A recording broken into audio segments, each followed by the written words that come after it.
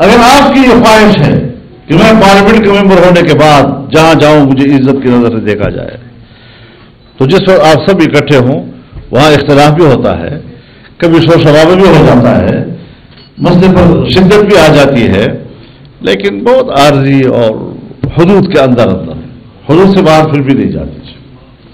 یہاں تو ہاتھ اٹھائے جاتے ہیں، کاغذ پھینکے جاتے ہیں، پتہ نہیں کیا کیا کچھ ہوتا ہے، کسی کو اس پر بات کرتے ہوئے بھی انسان کو شرم و حیا آتی ہے۔ تو یہ رویے بھی ہمارے ٹھیک نہیں ہے، لیکن یہ ضرور ہمیں سوچنا ہے کہ آج جمہوریت کیوں کمزور ہو گئی ہے۔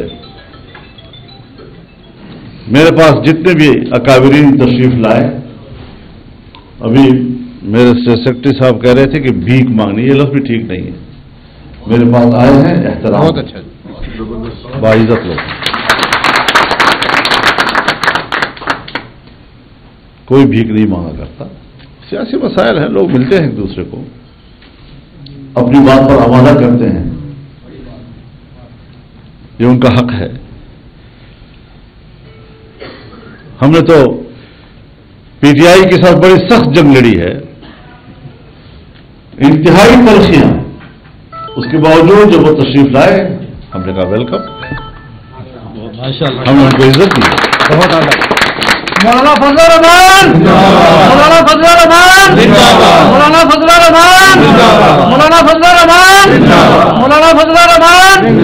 اگر مجھے ذرا اپنی بات پوری کر دیجیے تو اچھا ہوگا۔ نعرے کم لگاؤ، کم زیادہ کرو۔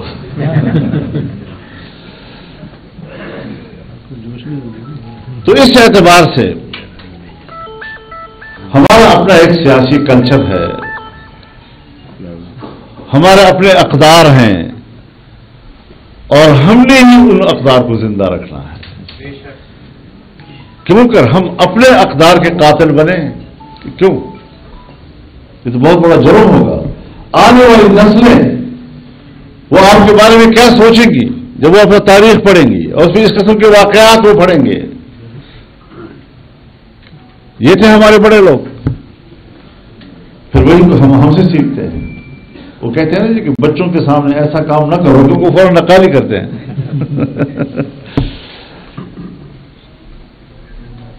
تو اس اعتبار سے یہ آئین ہے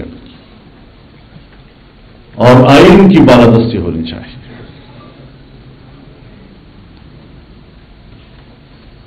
ہمارا آئین کچھ اصول طے کرتا ہے۔ میرے نزدیک چند باتیں ایسی ہیں، اس میں میرے نزدیک نہیں، پارلیمنٹ کی کمیٹیوں میں متفقہ طور پر یہ رائے قائم کی گئی تھی، اور شاید آئین بھی کہتا ہے، آپ خود مجھ سے زیادہ بہتر سمجھتے ہیں، کہ ایک آئین کا بنیادی ڈھانچہ ہوتا ہے،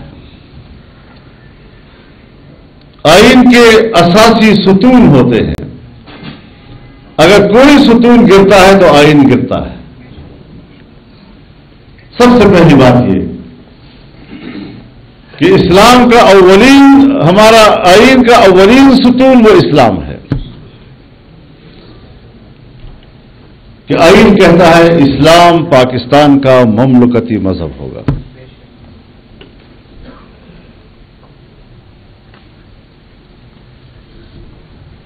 یعنی یہ ایک سیکولر اسٹیٹ نہیں ہے، یہ ایک مذہبی اسٹیٹ ہے، اور پھر اس کا مذہب اسلام ہے۔ یہ میں نہیں کہہ رہا ہوں، یہ آئین کہتا ہے میرا۔ دوسری چیز کہ یہ ملک جمہوری ہے، جمہوریت اس کی دوسری اساس ہے،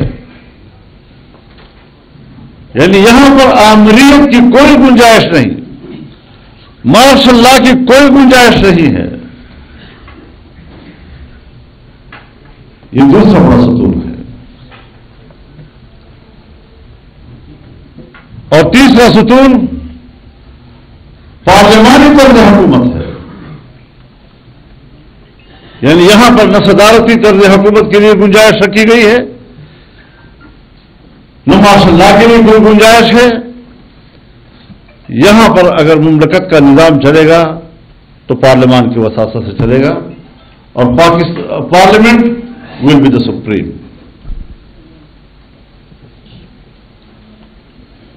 چوتھی چیز وہ ہے ہمارا وفاقی نظام. آئین میں اس وقت ایک وفاق کے نیچے 4 یونٹس ہیں، 4 وحدتیں ہیں. 2/3 اکثریت سے کل اگر کوئی اور صوبہ بنتا ہے تو اضافہ کیا جا سکتا ہے. لیکن ایک وفاقی نظام ہے ملک کے اندر.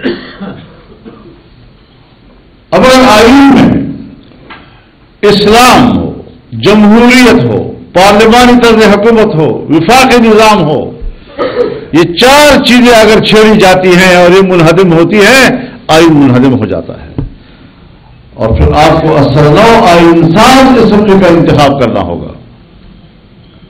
آپ بتائیں کہ کیا آپ کے ملک کے حالات اور آپ کی سوسائٹی آج اس بات کی اجازت دیتی ہے کہ ہم یہ رسک لے لیں کہ ہم دوبارہ نیا آئین بنائیں؟ بالکل بچا کچھ بھی کچھ نہیں رہے گا. جو پہلے آئین نہیں تھا تو بنگال چلا گیا، جب اب آئین نہیں ہوگا تو پتہ نہیں کون کون سا علاقہ جائے گا. یہ کوئی سادہ باتیں نہیں ہیں، سطحی باتیں نہیں ہیں. ان کو بڑے گہرائی کے ساتھ ہمیں سوچنا پڑے گا کہ ہم کس پگڈنڈی پہ سفر کر رہے ہیں اور ہمیں احساس ہی نہیں ہے. پگڈنڈی کے اوپر اس طرح چل رہے ہیں جیسے کہ موٹر وے پہ جا رہا.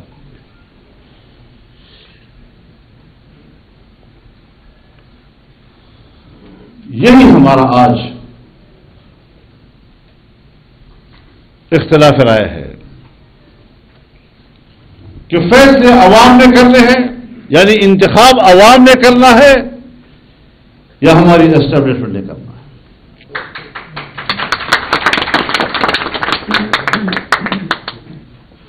قانون سازی ایوان نے کرنی ہے یا پیچھے سے ڈکٹیٹ ہونی ہے. اور یہ بات جو میں کر رہا ہوں کوئی جذباتی یا سادگی کے ساتھ نہیں کر رہا ہوں، میں گواہ ہوں ان چیزوں کا. میں آپ کے سامنے اپنے آنکھوں دیکھا حال اور زندگی بھر کا تجربہ آپ کے سامنے رکھ رہا ہوں.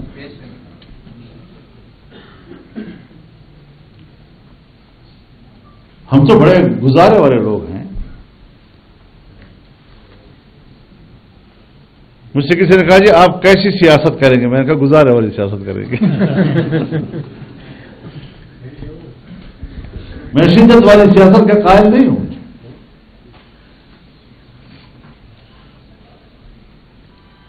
لوگوں نے بندوق اٹھا لی ہے شریعت کے لیے، ہم نے کہا نہیں.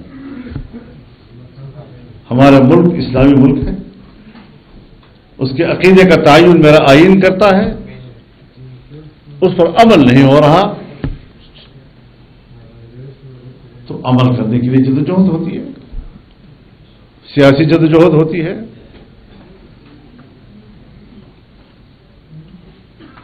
ہمیں بیرونی دنیا کے اثر و نفوذ سے نکلنا چاہیے.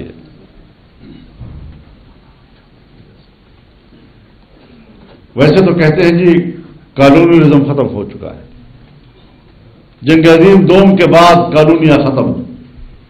ہر چند کے بھی کچھ ہیں دنیا میں،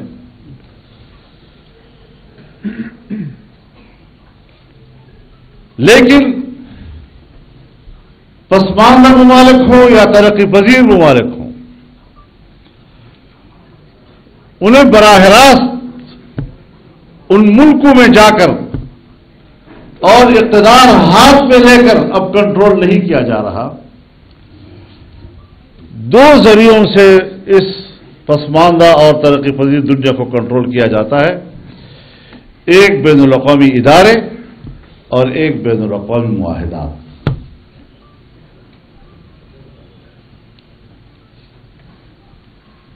اور 3 چیزوں کو کنٹرول کیا جاتا ہے: آپ کی سیاست کو، آپ کی معیشت کو اور آپ کے دفاع کو. ان 3 چیزوں کو بین الاقوامی اداروں اور معاہدات کے ذریعے کنٹرول کیا جاتا ہے. ملک ہمارا ہے، ہم اپنے خود مختاری کے دعوے دار ہیں. ہمارا آئین پاکستان کو ایک خود مختار ریاست قرار دیتا ہے، لیکن اگر اقوام متحدہ یا سلامتی کونسل یا جنیوا کا انسانی حقوق کنونشن یا اقوام متحدہ کا انسانی حقوق کا ادارہ ایک قانون پاس کر لے اور وہ آپ کے ملک کے اندر کے قانون سے متصادم ہو، تو پھر آپ کے ملک میں آپ کا قانون مؤثر نہیں ہے، وہی بین الاقوامی قانون مؤثر ہو جاتا ہے. تو آزادی کہاں رہی قوموں کی؟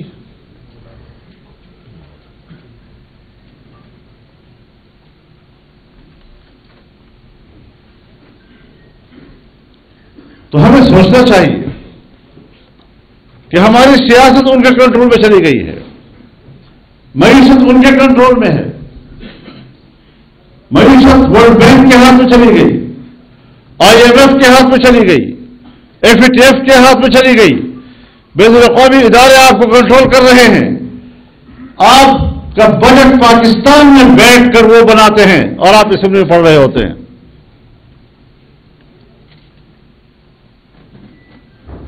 آئے روز آپ کو IMF کو جواب دینا ہوتا ہے. آپ ان کی شرائط پر پورا اتر رہے ہیں یا نہیں اتر رہے، آپ کو قرضے کی قسط ملے گی یا نہیں ملے گی، اور اس کی حیثیت ایک کلید کی ہے کہ جب تک وہ ہاں نہیں کرے گا دنیا کا کوئی ملک آپ کو نہ مدد دے سکتا ہے نہ آپ کو قرضہ دے سکتا ہے.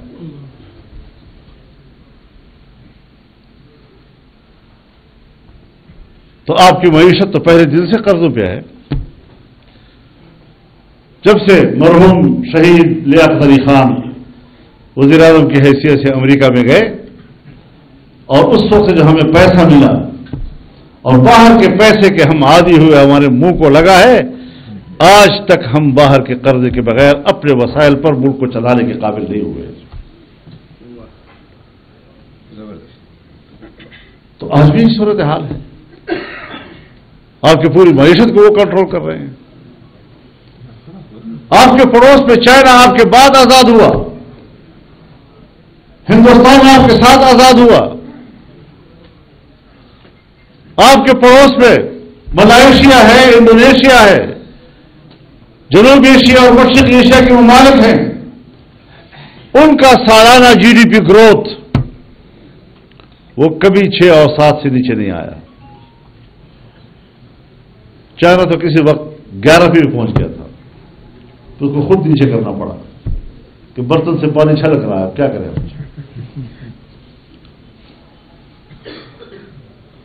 لیکن پاکستان، وہ دن بھی ہم نے دیکھا جب ملک میں بجٹ پیش ہوا اور سالانہ GDP گروتھ 0 سے نیچے چلا گیا، منفی ہو گیا. یہ ہم نے اور آپ نے اپنے آنکھوں سے دیکھے. معیشت کے 1000 بڑے بڑے دعوے کے باوجود اس وقت بھی ہم نہیں سنبھل رہے.